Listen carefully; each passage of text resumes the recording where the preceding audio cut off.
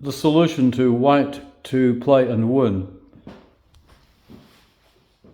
Well, in this one, like I mentioned in the previous short, there are similarities to the previous study.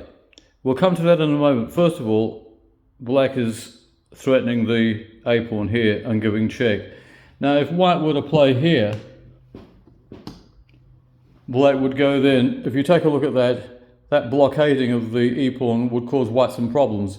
White would probably win in the end, but why make hard work when we can keep it simple? So how do we keep it simple here? And how does this problem bear a resemblance to the previous study? Well, in the previous study, we marched the d pawn. In this one, we marched the e pawn. Now let's just take a look at what black has here.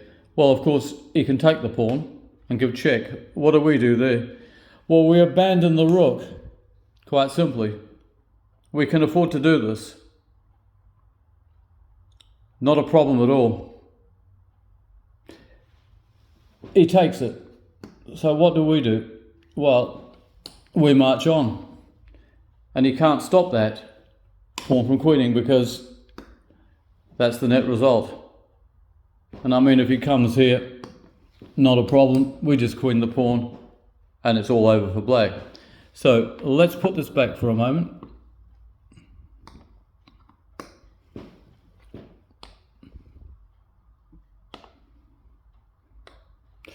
That is the starting position.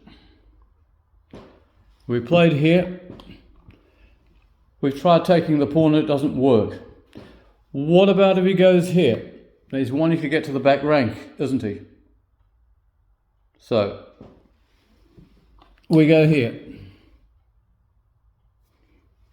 He goes here, and we go there. And yes, this is probably his best bet because he can stop the queen by taking it, but he loses his rook in the process. And then, with a rook and a knight, and 2 pawns against 4 pawns, it's not a problem.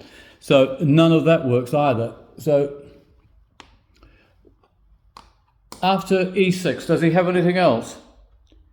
Well, if he tries this, it's not a problem either because we can just march that on.